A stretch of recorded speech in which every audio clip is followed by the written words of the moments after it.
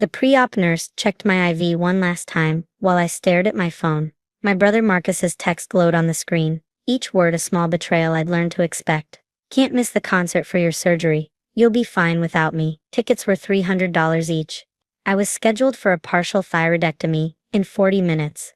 The nodules they'd found 3 months ago had grown suspicious enough that Dr. Patterson recommended removal. Not life-threatening, he'd assured me, but not something to ignore either. My fingers hovered over the keyboard. I wanted to type so many things, that I'd been there for his college graduation when I had pneumonia, that I'd driven him to the airport at 4 a.m. for his Vegas bachelor party, that maybe, just once, a concert could wait. Instead I typed, "Understood, have fun." Mom called 2 minutes later. I could hear Dad's voice in the background. "Honey, Marcus told us about the conflict," she said, her tone apologetic but firm. "You know how hard it is to get Coldplay tickets. He's been waiting months for this." "It's fine, Mom. And really it's just a simple surgery, right? You said yourself it's routine. We thought we'd come visit this weekend instead, once you're feeling better." I watched the IV drip. "That works. Your father and I talked about it. Marcus needs this break. He's been working so hard at the practice, so many patients depending on him. The stress is overwhelming." My brother was a dermatologist in Scottsdale, a successful one according to every family dinner conversation for the past 4 years. His practice specialized in cosmetic procedures, Botox, fillers, laser treatments. The family was enormously proud. "I understand," I said. "We knew you would. You've always been so reasonable about these things. So independent. We'll FaceTime you after the surgery, okay?" "Sure, Mom." She hung up just as the anesthesiologist arrived to introduce himself. Dr. Kim, middle-aged with kind eyes, explained what would happen once they wheeled me back. I barely heard him. I was thinking about Marcus's Instagram story from an hour ago. Him and his girlfriend, Elena, pre-gaming with champagne, both wearing matching concert t-shirts. The surgery went fine. I woke up groggy, throat burning, in a recovery room with beige curtains and the steady beep of monitors. A nurse whose name tag read Jennifer checked my vitals and brought me iced chips. "Is someone picking you up?" she asked. "Friend," I managed to croak. "On her way." My college roommate Sarah arrived an hour later, full of apologies about traffic. She helped me get dressed, collected my discharge instructions, and drove me to my apartment in silence that felt more supportive than any words. My phone had 17 notifications. 14 were Instagram tags from the concert. Marcus had posted videos of every song, the crowd singing along, him and Elena kissing during the encore. Mom had commented with heart emojis on every single post. There were 2 texts from Mom, "How did it go?" and 3 hours later, "Assume you're resting, talk tomorrow." 1 text from Dad, "Your mother says everything went well." Good, nothing from Marcus. Sarah stayed with me that night, sleeping on my couch, checking on me every few hours. In the morning she made scrambled eggs I could barely swallow and downloaded 3 seasons of a British baking show to my tablet. "Your family is something else," she said carefully, refilling my water bottle. "They're busy," I replied, my voice still raspy. "Marcus has a lot of patients. You're their patient today. Their daughter, their sister." I didn't have an answer for that. The weekend visit never happened. Mom texted Friday afternoon, "Your father's back is acting up. Rain check." I sent a thumbs up emoji, and spent the weekend working through case files on my laptop, my throat gradually healing, the bandage on my neck a reminder nobody had bothered to see. Marcus called the following Tuesday, chipper and energized. "Hey, how's the neck?" "Healing fine." "Good, good. Listen, the concert was absolutely incredible. Best show I've ever seen. Elena and I are thinking about catching them in LA next month too. You should have heard them do Fix You. Literal chills. Sounds amazing. Anyway, I'm calling because I need a favor. I've got this patient situation that's blown completely out of proportion. You work in medical stuff, right? Some kind of administrative thing?" I paused. "Something like that. This woman came in for lip fillers 8 months ago. Standard procedure. I've done thousands of these. Now she's claiming she has permanent nerve damage, that I was negligent. It's absolutely ridiculous. Her lawyer sent a formal complaint to the medical board last week." My hand tightened on my phone. "The medical board? Yeah, it's total bullshit. My lawyer says it'll blow over, but it's stressful. You know, having something like this hanging over you. I was hoping maybe you'd know someone who could offer advice, since you work in healthcare regulation." I worked in healthcare regulation. That was one way to phrase it. I'll look into it, I said calmly. You're the best, sis. Hey, we should grab dinner soon. Catch up properly. Sure, Marcus. He hung up without asking about my pathology results, which had come back benign. I sat in my office, the California State Medical Board Director's office, with windows overlooking downtown Sacramento, and opened my email. The formal complaint was already there, flagged for my review as board chair. I'd been avoiding it, the name Dr. Marcus Chen, making my stomach turn every time it appeared in my queue. But protocol was protocol, and I'd built my entire career on maintaining objective professional standards. I opened the file. Patricia Morrison, age 42, had received lip augmentation at Desert Glow Dermatology on March 15. According to her statement, Dr. Marcus Chen had been rushing through appointments that day, mentioning multiple times he had concert tickets that evening. During the procedure, she felt sharp, shooting pain that he'd dismissed as normal discomfort. The pain never stopped. Nerve conduction studies confirmed permanent damage to her inferior alveolar nerve. She had constant numbness, occasional burning sensations, and difficulty with certain facial expressions. 3 other specialists had reviewed her case and confirmed the injury was consistent with improper injection technique and failure to follow standard anatomical precautions. March 15. I checked my calendar archive. That was the day before my surgery. He'd been rushing through procedures to make sound check. I read the entire file twice. The evidence was damning. Marcus had documented the appointment in his records as taking 12 minutes. The standard filler procedure required 20 to 30 minutes of careful work. His notes mentioned Patricia's pain, but dismissed it as patient anxiety. He'd provided no follow-up care when she called his office 4 times reporting persistent symptoms. 2 other complaints had been filed against him in the past year, both dismissed due to insufficient evidence. But the pattern was there once you looked: rushing, cutting corners, prioritizing volume over care. As board chair, I had several options. I could recuse myself due to conflict of interest, the most common choice when family was involved. I could assign the case to my deputy director for independent review, or I could follow the exact protocol I'd established for every other case: preliminary investigation, evidence review, and if warranted, a formal hearing. I called my deputy director, James Morrison. The Chen complaint, I said. I need to disclose that the respondent is my brother. There was a pause. Your brother? I didn't realize. Do you want to recuse? What would you do if this was any other case with this evidence profile? Fast track it to a formal hearing. The nerve damage documentation is solid. The pattern of rushed care is clear, and patient safety is obviously compromised. Then that's what we do. But I want everything by the book. Triple check every procedure. I won't have anyone claiming special treatment, positive or negative. Understood. The notification letter went out 3 days later. Standard protocol. Dr. Marcus Chen was informed that his case had been elevated to a formal investigative hearing, scheduled for 8 weeks from the date of the letter. He would need to provide detailed documentation, appear before the board panel, and face potential disciplinary action, ranging from mandatory education to license suspension. My phone rang at 6:47 p.m., the day he received the letter. What the hell is this? Marcus didn't bother with hello. A formal hearing? This is insane. I told you this was a bullshit complaint.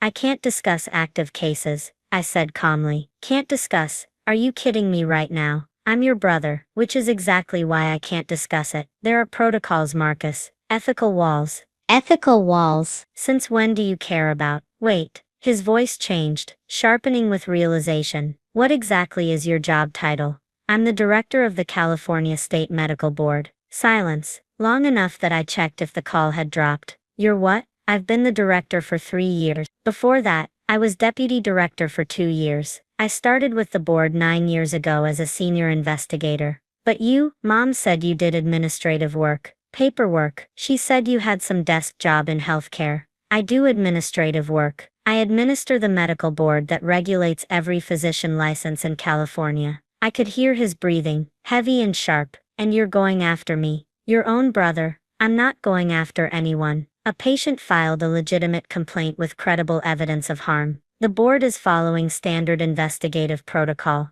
This is because of the surgery, isn't it? You're still pissed I went to the concert. Something cold settled in my chest. This has nothing to do with a concert, Marcus. This is about a patient who has permanent nerve damage, because you were rushing through procedures. That's not proven. It's her word against mine. Actually, it's her word plus 3 independent neurological assessments, plus nerve conduction studies, plus your own medical records showing a 12-minute procedure, plus testimony from your office staff about the volume of patients you scheduled that day. I can't believe you're doing this. Does mom know? Does dad know what you're trying to do to me? I'm not trying to do anything except ensure patient safety and proper medical standards. I'm calling them right now. They're going to hear about this. He hung up. I set my phone down and returned to the file, making notes for the preliminary evidence review meeting scheduled for the next morning. My phone rang again 20 minutes later. Mom, how could you? Her voice was shaking. Your own brother. Mom, I can't discuss. He's devastated. Absolutely devastated. Do you know what this could do to his career? His reputation? A patient has permanent nerve damage. These things happen in medicine. Complications happen. That doesn't mean you destroy your brother over it. I'm not destroying anyone. The board is conducting a standard investigation. You're the board. Marcus said you run the whole thing. You could make this go away. I closed my eyes. That's not how this works. Of course it's how it works. You have power and you're choosing to use it against family. Against your own brother who has worked so hard to build his practice. He injured a patient because he was rushing to a concert. Oh, so this is about the concert. I knew it. You've been holding on to that grudge this whole time, haven't you? He missed one surgery. One, and you've been waiting for a chance to punish him. Mom, that's not. Do you know what he's been through? The stress he's under, running a practice, managing staff, dealing with demanding patients, and now his own sister is trying to ruin him. My throat was tight, the scar from my surgery pulled when I swallowed. I'm trying to protect patients. What about protecting family? Doesn't that matter at all to you? Dad got on the line. Your mother is very upset. I understand. This hearing, can you postpone it? Give Marcus time to prepare a proper defense. The timeline is standard for all cases of this severity, but he's family. Surely you can show some flexibility. Showing flexibility would be unethical. It would be exactly the kind of special treatment that undermines public trust in medical regulation. Public trust, Dad repeated, his voice cold. You're choosing public trust over your own brother. I'm choosing to do my job. Then maybe you need to reconsider whether that job is worth losing your family over. The line went dead. The weeks before the hearing were silent. No calls, no texts, no emails. Sarah checked on me regularly, bringing takeout and listening to me process the situation. My therapist helped me work through the complicated knot of duty, family, and old wounds that I kept insisting weren't relevant. But they are relevant, Dr. Williams said during our session, 2 weeks before the hearing. You can maintain professional objectivity and still acknowledge that your family's pattern of dismissing you is part of the emotional context. The emotional context doesn't change the facts of the case. No, but it does explain why this is so hard for you. The hearing took place on a Wednesday morning, in a conference room designed to be deliberately neutral and somewhat intimidating. The panel consisted of 4 board members, 2 physicians, and 2 public representatives. I sat in my role as chair, having disclosed my relationship to Marcus at the start, and confirmed that all panel members were comfortable proceeding with my presence. Marcus arrived with his attorney, a sharp-looking woman named Victoria Chen, who specialized in medical defense. Elena was there too, sitting in the public gallery next to Mom and Dad. All 3 of them looked at me like I was a stranger, a hostile one. The evidence presentation took 3 hours. Patricia Morrison testified about the procedure, the pain, the months of follow-up trying to get help,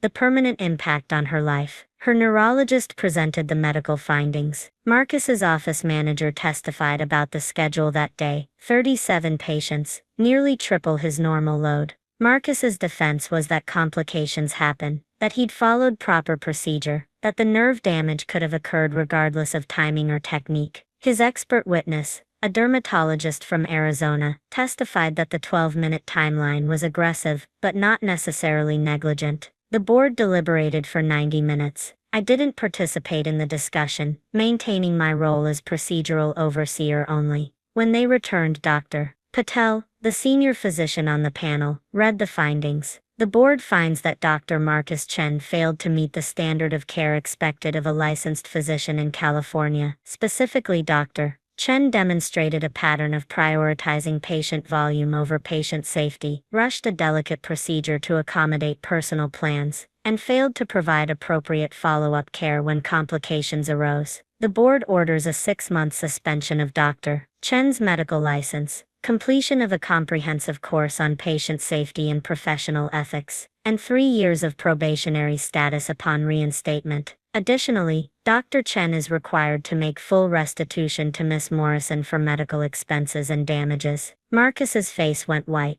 Victoria Chen was already whispering to him, probably about appeals. Mom made a small sound of distress. Dad's jaw was clenched so tight, I could see the muscles jumping. Elena was staring at me with pure hatred. The hearing adjourned. I gathered my files while the room emptied. Marcus walked past without looking at me. Mom stopped at my chair. I hope you're satisfied, she said quietly. You've destroyed him. He destroyed himself when he put a concert ahead of patient care. That's not fair. People make mistakes. And when those mistakes permanently harm other people, there are consequences. You could have protected him. That's what family does. I looked at her directly. What family did for me when I had surgery, that kind of protection. She flinched. That was different. No, Mom, it really wasn't. She left without another word. The news coverage was brief. Scottsdale dermatologist suspended for negligent care, made a few medical blogs and local Arizona news sites. Marcus's practice released a statement about him taking time for continuing education and professional development. Elena posted on Instagram about toxic family members and betrayal, though she didn't name me directly. Sarah took me out for dinner that night. How are you holding up? She asked over Thai food I couldn't quite taste. I did the right thing. I know you did. I'm not asking if you did the right thing. I'm asking how you are. I set down my fork. My family isn't speaking to me. They think I'm vindictive and cruel. And there's this small hurt part of me that keeps going back to that pre-op room, reading Marcus's text over and over. The part that wanted him to show up. Yeah, that part gets to be hurt. That part gets to matter, even though you did your job correctly. I nodded, throat tight. For what it's worth, Sarah continued, Patricia Morrison has her life back. Maybe not the same life, but she has justice and accountability. That matters too. It did matter. I knew it did. But knowing something intellectually and feeling it emotionally were different things. 2 months after the hearing, I received an email from Patricia Morrison's attorney. Patricia wanted to thank me personally for taking her complaint seriously. She'd been told by 3 other medical professionals that filing complaints was pointless, that boards always protected doctors, that she should just settle quietly. The fact that my brother was the doctor hadn't influenced the outcome. The evidence had, the standards had, the commitment to patient safety above personal comfort had. I wrote back a brief professional response. Then I scheduled another session with Dr. Williams and called Sarah to plan a weekend trip somewhere far from Sacramento, far from family expectations, far from the weight of doing the right thing when it costs so much. My phone stayed silent. No calls from Mom, no texts from Dad, no Instagram tags from Marcus showing his redemption arc or professional comeback. Just silence, which was its own kind of answer. But my work inbox had 43 new case files waiting for review. 43 patients who needed someone to care more about safety than comfort, more about standards than relationships, more about protection than popularity. I opened the first file and began to read.